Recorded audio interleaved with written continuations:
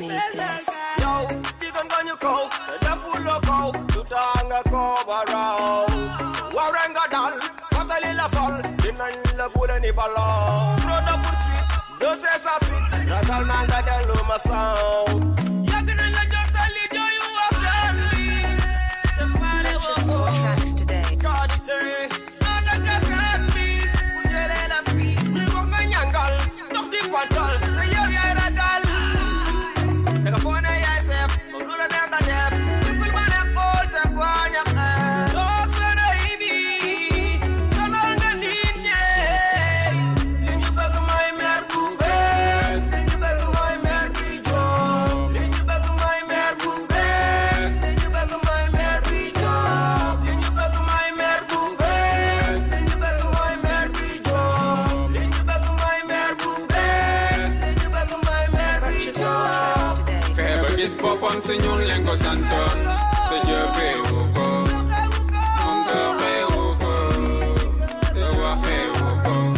Feber gis popom si ñun leen ko santoon te jëfewu ko te xewu ko te waxewu ko Tracks today. amul kenn gox wuy dox du courant du ndox culture ak santé du leen lu lay santé nga la waaye demal ñu dem soxla nañu am keneen ku bees ku dul yàq suñu alal du sàcc suñu alal kañ lay doon ku muy doon wax leen ma ku muy doon ku yëkkati loxoom ci kaw taxaw ni man mii lay doon askan wi déglu leen su dee dëgg voté leen bu leen fal ngeen fàtte yéen askan ñoom seen garage waaye yaa ma gën a xam donc ci loolu tey di mouvement sàmm suñu dëkk bu Kër Massar moo jóg def marche bu mag bii fas yéene xeex li ñuy wax occupation anarchique ndax ëmpale woo leen ne ku ci nekk ci yéen day dund jafe-jafe jooju tey embouteillage yi rek firnde na ko boo leen wàccee di dox ci kaw tali gi war a ñibbi ngeen di mbëkkanteeg jaaykat yi ci kaw trottoir yi te trottoir defuñu ko pour jaay chaussée li ñuy wax trottoir pour ay nit la nee nañu passage piéton la ay tànk ñoo fay dox waaye du ay taabal lañ fa war a teg donc instant bii nii ñun dañuy xeex occupation anarchique toogaay yi ci kaw trottoir yi dafa dog oto yi nga xamante ne dañu garé de n'importe comment wala garage clando yi nga xamante ne nekkuñu ci norme dañoo war a fexe am garage bu mag ñëpp dugg ci oto yi nga xamante ne ñoo ñu yëpp suba bu nekk suñuy xëy ñu defal leen garage bu mucc ayib ndax tey li koy wane mooy yéen a ngi nii tey di fay mairie bi xaalis waaye ku ci bëgg a saw wala tur ndox ci àll bi ngay dugg tey war ngaa am douche publique. du ñu rek chauffeur yi du ñu rek ñeneen ak ñeneen xeex bi suñu xeex la yéen a ngi dégg marchand ambulant yi ñun ak yéen ñoo far waaw marchand ambulant yi juste pour ngeen xam ne ñun xeex bi du ñu pour rek ñeneen gars dañoo bëgg ñu utal leen ay place pour utal leen garage yi fii mu nekk gis ngeen circulation bu muy commencé te yéen a ngi fay ay juuti yéen a ngi fay lu nekk yéen a ngi dégg marchand ambulant yi juste na affaire yi leer ci yéen Kër Massar gis ngeen nu mel bu nawet jotee fii doo sax bëgg a dugg ndax lan xoolal tataay fu nekk oto dafay dugg agression yi ak police amuñu bëgg nañ police bëgg nañ beneen mari mu ngi def liggéeyam lamp yi gis nga fii ba national dafa war a am ay lamp loolu yëpp gars dañ cee war a jóg te fii nii Kër Massar jeunesse ba dëkk bu ñu développé jeunesse bu ñu ko war a mën a développé te garage bi amul bus chauffeur wala Massar mu ngi mel ni sabar bu tas sonn nañu taayi nañu defu fi dara amul bilan amul dara non à l'intimidation parce que depuis boobu ba léegi bi mouvement bi taxawee gis nañu ay gros bras yoo xam ne dañu ñëw dañu jéem a intimider loolu tey duñ ko nangu ëllëg waaw les forces de l'ordre sont avec nous non à l'intimidation waaw non à la violence on a appelé à une marche pacifique on va marcher pacifiquement et dignement te jigéen ñi ñun dañ si dugg amul mag amul ndaw génn leen Kër Massar ñun ñëpp ñoo ko moom Moustapha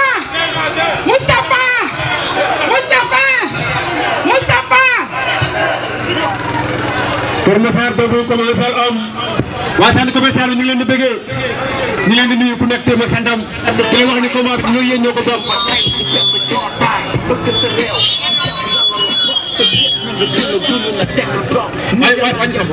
ñun ci lañu bokk nañu meeru gox ba dëgg waaw ñu rendre dañoo boo egg dëgër bi te wax dëgg yàlla li ñu leen remboursé loolu terrain sax mënu ko jënd mais nous sommes au courant de la situation on va porter le combat avec vous vous ne serez pas seul combat bi doo leen ci wéet parce que ñun ak yéen ñoo bokk cité bi te nag bu fekkee dañuy wax dëgg rek yéen a ñu dalal yéen a dalal waa cité bi yëpp parce que cité enseignant moo jiitu ci ay numadi yéen a si précurseur kon combat bi dégg nañ ko te leen ci jàpp dañuy taxaw incha allah ba yàlla may ñu ndam bi nga baafu kontaan nañu baax Kër Massar benn bopp la te kenn du ko xar ñaar et 76 oh oh.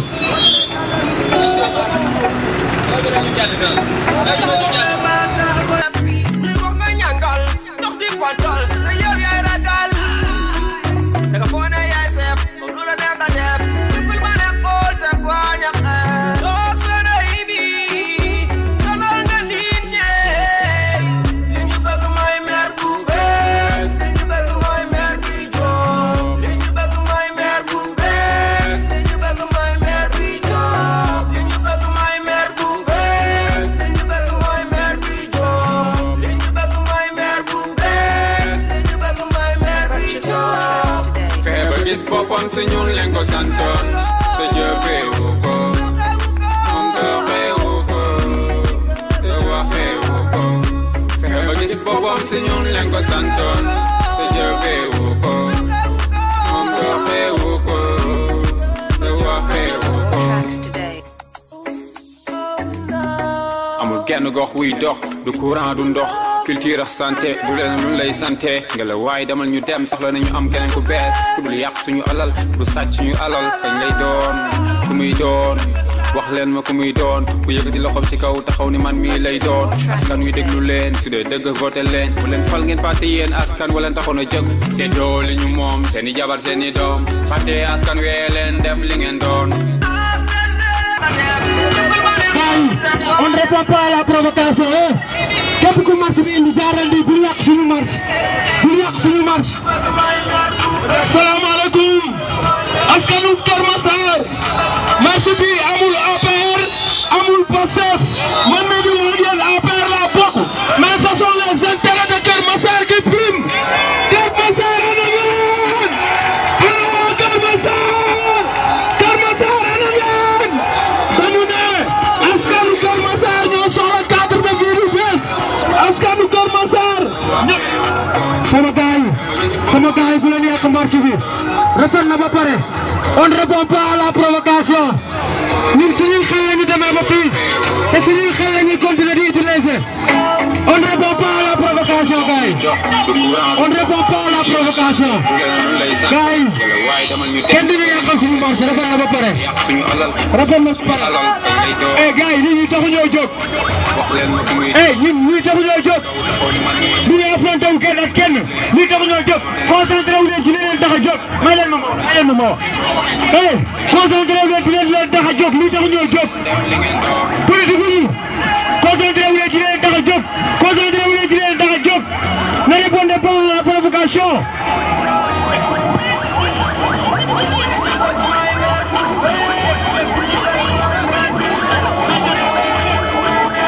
Non à la provocation.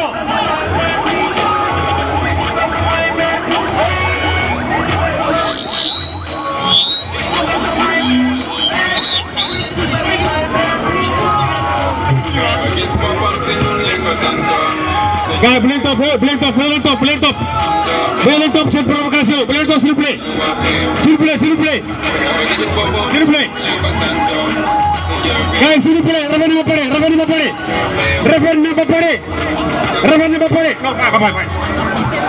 ba pare. Dara bu ko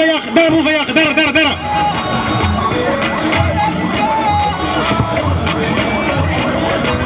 waaw gars yi ñi nga xamante ne marche bi moo leen taxoon ñëw gars yi s'il vous plaît. Pour vivre et être épanoui,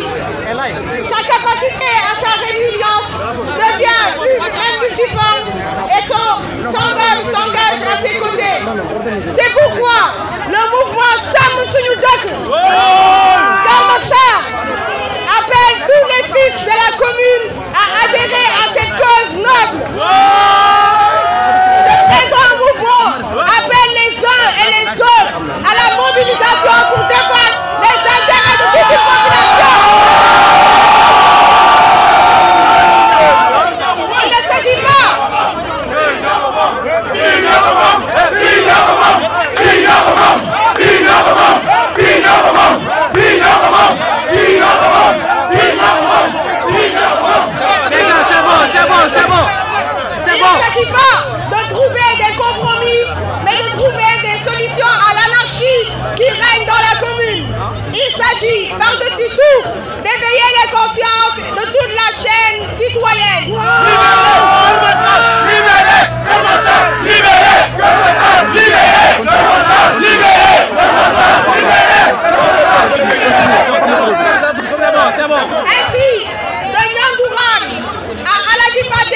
englobant les 17 unités des Parcelles Assainies, en passant par la Grande Médine, Kër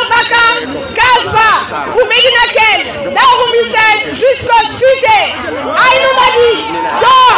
Darou Salam, municipal, La Linguère, extension, sans oublier les quartiers mythiques d'Arafat, nous vous tendons la main.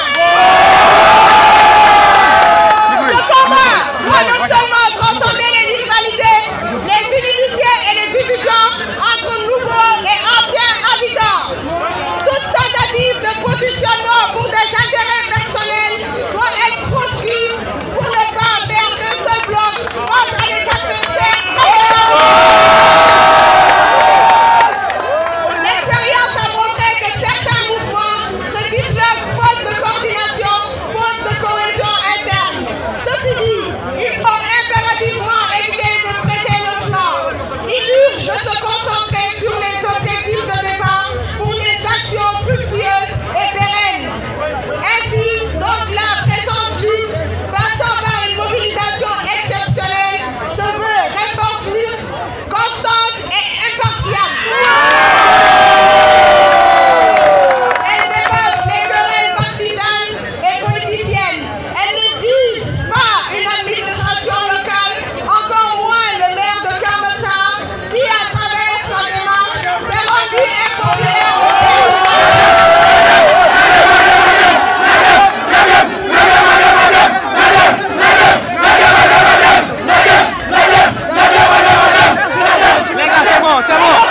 Notre combat rejoint les principes de bonne gouvernance territoriale. Nous voulons appeler à l'unité et bu baax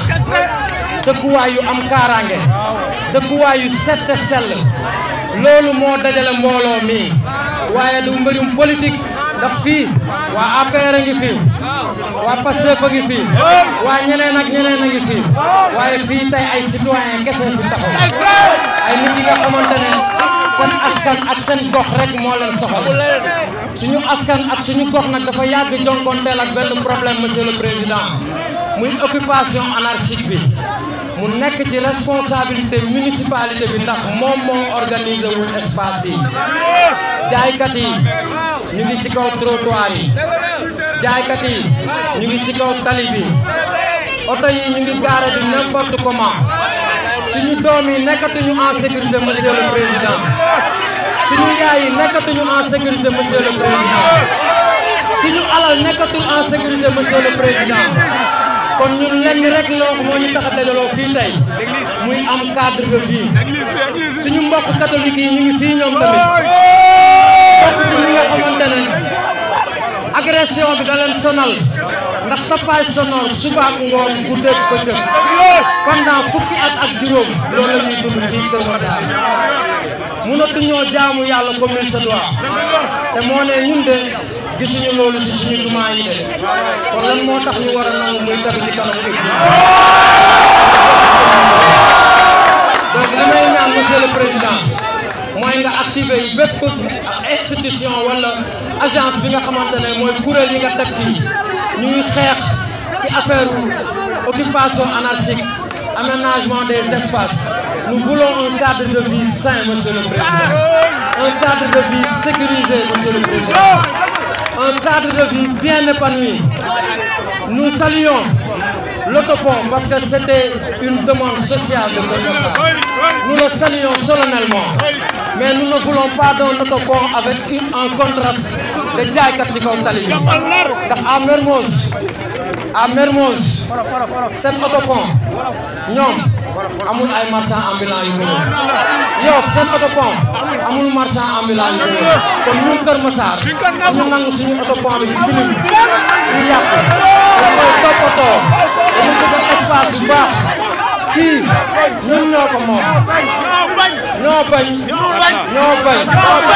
suñu dëkk bii ñun ñoo koy setal waaye bu loolu weesoo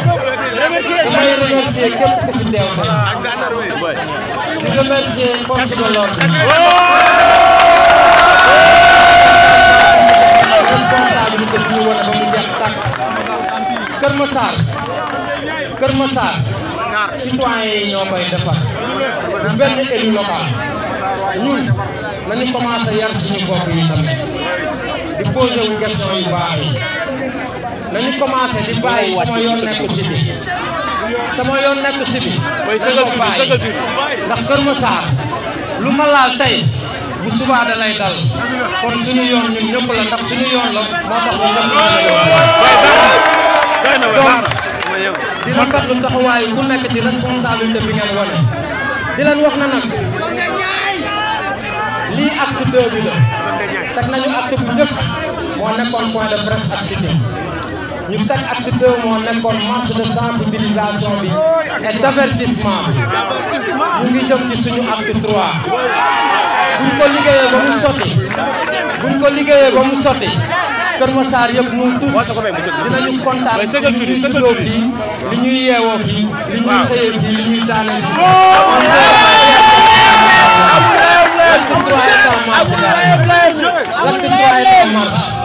bëggoon nañu jox kàddu nag suñu papa Faye ndax dafa bokk ci paa yi nga xamante ne ñun duñ ko tuutal ndax combat bi fi mu commencé ba fii nii moom daf ko téye ku suñu yeneen papa yi doyee ku suñu yeneen yaay yi doyee moom Paa Faye dafa xeex ak ñun pour rek suñu cadre de vie ak suñu jàmm yaram ñun ay doomam nag dinañ ko waxal dinañ ko xeexal ba lépp li nga xamante ne loolu la mës a seetlu ci cité bi day am ndax cité bi jàmm la salaam set ak sell di jaajëfal aussi maire bu mel ni maire Penda Ba maire Penda Diouf nekk koo xamante ne dafa subir lu bëri bokkoon na ci ñu waroon jox kàddu mais temps bi moo ñu ko mayul. xam naa journaliste après dinañ jël pour defar ñoom point de presse. waaw. acteurs culturels yi waroon nañu am tamit seen benn kàddu bu ñu sànni. kàddu bu am solo dama leen koy may nag ndax dañu ko ñaan. loolu weesoo. du gudd quoi lu tax dafa leader bi ñëw ñëpp que ce soit les leaders politiques les acteurs de développement képp kuy acteur de développement ñëw fii ñu ngi lay jaajëfal di la remercier te di wax marchand ambulant yi xeex bi ñoo ko bokk di wax dawalkatu clando yi xeex bi ñoo ko bokk di wax jaaykatu marché yi borom xeex bi ñoo ko bokk mais nag anarchie bi day jeex Kër Massar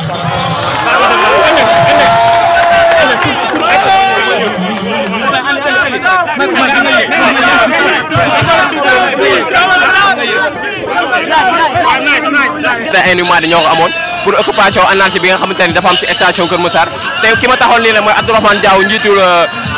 takk jot na moom tey dafa teewoon tamit ci marché bi yoon la ñu dégg ko suñu moti koro di ko wax laaj ko nan la gisee situation bi ak affaire bi nu mu demee nii moom ban xalaat la ci am Abdourahmane maa lay nuyu. waaw ñu ngi lay fay asalaamaaleykum chers internautes yu DA TV ñu ngi nuyu askanu Sénégal ñu ngi nuyu àdduna tey dañu am fierté bi ñu am mooy dañu am loo xamante ni dañ koo gis muy ay ndaw yu dynamique ay ndaw yu xam fu ñu jëm ay ndaw yoo xamante ni tey boo leen laajee dëkk sax nu muy doxee ñu wax la dëkk nu muy doxee lii nag nekkoon ci sunu xeex yàgg na takk jóg jot na am programme ci occupation anarchique bi ba ci garage bi te loolu noonu ñu gis tey ay ndaw yu jóg taxaw pour xeex ko ñu wax autopont rek gars yi bëgg laqatu ci autopont boobu bëgg jaayale ay place bëgg dugg ci cadre de vie doomu aadama yi cité dafa am lu ñuy wax cadre de vie bi ñu leen di jaay seeni terrain kon du ñu nangu occupation bu leen neex ci suufu jàmbur fii du domaine national mais titre privé la dañ leen koy jaay dañ leen daggal espace ne leen lii mooy seen cadre lii espace vert la lii passage piéton la am nañu droit bu ñu demee ba bëgg ko jël ñu xam fi ñu war a jaar mais mairie tey la ñu gis bu irresponsable mairie boo xamante ni xamuñu fu ñu jëm mairie boo xamante ni dañuy tâtonner parce que lu toll ne sa askan tey woote marche nga woote ndogu nga ne nañu def confrontation nañu xeex na préfet yàq loolu noonu loolu du acte de responsabilité vraiment ñi ngi ñaan monsieur le maire na xam ne lii ñu koy woo du ay xeex moo ko fiy jëlee du xuloo xiiroo ŋaayoo mais toog génnee xalaat na génnee xalaat xam nan la war a régler problème bi mais du dama leen di dóor dama leen di song jeunes yi ma gis song jëlileewu leen ginnaaw dinañ xeex ba am li ñu bëgg te nii ñu ko jàppee ni buñ ko bàyyiwul na la leer ne li ñu bëgg dinañ ko am te man Kër Massar bu bees laa mës a prôné te Kër Massar bu bees instant bi ñu ngi koy gis te kanam la jëm incha allah. ça se voit nettement que di jeunesse yi ngeen doon naxee ay 110 ak ay 2500 ak jeunesse bi léegi bokkul mais Abdourahmane Diaw en tant que responsable politique nekk njiital takk jot na tey ji yan kaddu nga xamante ne war nga ko mën a yëkkati dénk ko jeunesse bi nga xamante ne nekkoon nañ fi tey di def marche bi. jeunesse su tey ñu ngi leen di dénk ne xam-xam lu mu lalul du sotti te lii ñu démarche yi ñu def nii démarche yu xam-xamee la kon nañu prôné xam-xam ci lépp bu ñu jam ndax jànguñu bu ñu jam ndax amuñu xam-xam lépp lu ñuy teg comme démarche nañ ko étudier mûrir ba mu mûrir ñu doog koy exécuter tey marqué nañu loo xamante ne ci histoire Kër Massar dama naan du guléet sax waaye bii moom message bi jàll na kon jeunesse bi nañu gën a góorgóorlu ci takku liggéey gëm seen bopp lépp lu ñu war a xeex ñu booloo xeex ko incha allah candidat de la jeunesse mu ngi ñëw te Kër Massar bu bees léegi ñu am ko jërë ngeen jëf. jërë ngeen jëf mbokk yi kii mooy Abdourahmane Diaw xam naa duñ def lu ma àndal sama caméraman daal di gën a dugg si biir gars yi parce que am na ay gars yoo xam te ne war nañu leen a jël Abdourahmane maa ngi lay jaajëfal bu baax. jërë ngeen jëf jërëjëf. ngi tudd Florian Diatta. Florian Diatta teewaay bi mënoon nañu xam fii lu ko wundu. teewaay bi tey du lenn lu dul jeunesse massaroise ñoo taxaw def benn say def benn pour contrer li nga xamante ne mooy anarchie bu nekk fii Kër Massar parce que depuis Kër Massar ba muy nekk Kër Massar dañoo constater une chose mooy lan Kër Massar baaxoon na mais depuis li nga xamante ne mooy 2014 ba maire bi ñëwee dafa am li nga xamante ne mooy laisser-aller boobu noonu nag ñun jeunesse bi ñoo jóg taxaw ñu ne laisser-aller boobu noonu moom il faut mu jël responsabilité wam régler ko parce que Kër Massar ñun dañoo bëgg Kër Massar mu nekk Kër Massar bu mucc ayib parce que ñoo ngi dem ci département bëgg nañ Kër Massar mu nekk une ville neuve comme ni ñu koy waxee te ville neuve boo ko bëggee am sa xar kanamu dëkk fu nit ñi di duggee il faut mu changer il faut mu nekk loo xamante ne nit ñi bu ñu duggee ñu yéeme mais tey jii Kër Massar ci diggante garage bi ak rond point bi tu peux faire là-bas 1 heure de temps nit ñi dañuy ñëw balaa ñoo yegg si garage bi dañuy wàcc fële ci àll ba mun a dox dugg si suñu yaay yi di dund loolu suñu papi yi di dund loolu suñu jabar yi di dund loolu suñu sœur yi di dund loolu ñu ne ko nag monsieur le maire tey jeunesse bi taxaw na pour interpeller la doo suñu noon jamais ku la wax ne suñu noon nga mu ngi lay nax mu ngi lay boole ak jeunesse massaroise bi taxaw jeunesse bu consciente la jeunesse buy xalaat la jeunesse bu bëgg affaire yi jëm kanam la donc du ñu contrer suñu maire mukk lu ñu bëgg mooy mu liggéey bu defee lu rafet dañuy taxaw ne def na lu rafet yàgg nañ ko wax autopont bi ñoo ngi koy rafetlu nañ ko parce que dina diminuer au moins li nga xamante ne yenn trafic yu métti yi nga xamante ne amoon na fi au niveau de Kër Massar ñoo ngi remercier ki nga xamante ne monsieur le président ci li mu def noonu mais tey ñoo ngi koy interpeller tamit ci au niveau de Kër Massar il faut ñu saisir il faut ñu ñëwaat Kër Massar taxaw defaraat Kër Massar parce que mënu ma ne dëkk boo xamante ne y a plus de 500 000 âmes yu fi yeewoo ñu bàyyi Kër Massar comme ça loolu mënul nekk il faut ñu jóg taxaw il faut que autorités yi ñëw saisir ñëw jàppale li nga xam te Kër Massar pour Kër Massar jëm kanam mu am ay infrastructures yu bees occupation anarchique bi il faut trottoir yi ñu bàyyi ko ñi nga xamante ne mooy marchand ambulant yi xeexuñu leen jamais suñuy frère lañ mënuñu leen xeex ñun ñoom la ñuy xeexal au contraire lu ñu leen di wax mooy lu ñuy wax autorités yi mooy marchand ambulant yi nañ leen jàppale ñu recaser leen ñu ut foo xamante ne dañ leen fa def mais nu mu tuddati marchand ambulant yi ñu daan seen doole parce que suñuy frère lañ ak suñuy sœur lañ ñun loolu kese la ñuy demander dañuy laajte est-ce que demande boobu est-ce de trop demande boobu c'est pas de trop lu mën nekk la donc marchand ambulant yi nañ leen recaser ñu jox leen feneen foo xamante dañ fay liggéey ñu daan seen doole oto yi nga xam te ñoo ngi garé ci trottoir yi nañu defar li nga xam te garage bu rëy oto yi am fu ñuy garé bu ko defee nit ñi am fu ñuy dox oto yi am fu ñuy dox jaaykat yi am fu ñuy jaay jàmm ne ñooy Sénégal nu mu tuddati Kër Massar jëm kanam loolu kese la ñuy laajte xeexuñu contre kenn du suñu ennemi. mais lu jiitu loolu est-ce que avant marche bi yii yëpp di ñëw demoon jëm ngeen dem ci maire pour interpeller ko expliquer ko situation bi. xam nga yaa maintes reprises yoo xamante ne dañ koy lancer li nga xam te ay correspondance mais duñu jot ay retour parce que occupation anarchique bi ñun peut-être ñun église bi nga xam te moo nekk fii Kër Massar ñu koy dénoncer tamit parce que église bi ki nga xam te mooy curé bi def na correspondance au niveau de la préfecture au niveau de la sous-préfecture au niveau de la mairie def na correspondance ak ki nga xamante ne mooy ministre de l'intérieur pas de réponse favorable li nga xamante ne mooy occupation bi ak mur église bi nga xamante ne ñoo ngi koy caxatee ak célébration messe yi nga xamante ne kenn mënatu ko def fii nii au niveau de Kër Massar parce que marchand ambulant yi ku nekk bëgg nga yow li ngay wax ñu dégg la à côté d'un lieu de culte loolu c'est pas du tout normal il faut que ñu respecter lieu de culte yi loolu la ñu am lu ñuy lancer monsieur le maire doo suñu ennemi duñu sa ennemi dañ koy waxat une fois de plus ñëwuñu fi pour xeexante pour sànnante dóorante xeer dañoo ñëw pour andi suñu contribution boo ñu mënee déglu xayrun boo ñu mënul déglu xayrun dinañ ko wax kenn duñu intimider nag kenn duñu intimider loolu moom na leer ci bopp ñëpp parce que ñun duñu jaay doole mais xel la ñu yor xel la ñu utiliser pour dëkk bi jëm kanam. maa ngi tudd Florian Diatta. Merci. mais dama am benn question boo xamante ne dama la ko bëggoon poser parce que ñun bi ñuy ñëw dafa am ñoo xamante ne dañ ne dañ leen bàyyi ba monsieur le maire teg li nga xamante ne mooy conférence ak ndoguleeg yu demee noonu ngeen ñëw pour saboter parce que suñu yaay yi nekk suñu kër yi di seetaan et tout ñoom comprendre duñu man bëggoon naa nga andi ay éclaircissement si point boobu noonu ba xam yéen moom moo préparé lii pour saboter wala yéen a def lii pour saboter. bon yaakaar naa ne fu mu nekk nii audio yëpp fuité na dégg nañ fi ay audio dégg nañ fi ay waxtaan yu mu fi wax donc ñun tey jii monsieur le maire bu defoon lii ñun ñu ñëw si ginnaaw di organiser préfet du ñu jox autorisation yaakaar naa ne loolu rek leer na donc lu tax préfet jox ñu autorisation c'est parce que ñun dañoo teel a jóg am autorisation pour def li nga xamante ne mooy suñu manifestation pacifique donc bu ñu ñëwee de retour ñu gis lii ni fii ñun dañuy désolé merci donc loolu laa am lu may sànni. ok merci ñu ngi lay jaajëfal. ki ma taxoon nii nag mbokk yi mooy Macky Diédhiou di responsable politique bokk parti bi nga xamante ni moo di APR moom tamit yoon la ñu dégg ko suñu micro mu wax ñu ay bu sànni ay kàddu si situation bi nga xamante ni moo fi xew tey Macky Diédhiou maa ngi lay siyaar. jërëjëf DATV ñu ngi leen di sant bu baax di leen di gërëm di nuyu population Kër Massar di présenter encore une fois di wax comme ni nga ko waxee Macky Diédhiou responsable politique APR à Kër Massar en même temps acteur de développement. di sant bu baax aussi di leen gërëm yéen média bi di gërëm tamit force de l'ordre bi waaw di wax ne que Kër Massar xonq na cooy tey xonq na cooy ndax la naqar di wax ne que vraiment instant yi damay ne ruq buy baax la ruq buy baax nag amul fenn fu sedd fépp a ngi bëx-bëxi tey peut-être Macky Diédhiou ngeen jot a gis ak kii ak kee mu wax leen mais bu ngeen jotoon ñëpp bu ñu leen waxee ngeen fàtt seen i nopp tey amaana micro bi day toj ndax pancarte yi ngeen gis rek wane na ko ku ci nekk ak li nga bind bi ngay ñëw Kër Massar ñuy wax 136 quartiers 140 tableau bu ci nekk ba muy ñëw ak la mu bind kon Kër Massar fépp a métti ruq buy baax la amul fu sedd kon dañuy ne ay la yéwén ki fi nekk tey nekk député nekk maire ñun Kër Massar ñu amul possibilité am commune bu dox am koo xam ne dafay fekke fi ñu nasee di fa noccee ay la yéwén tey Kër Massar moo yées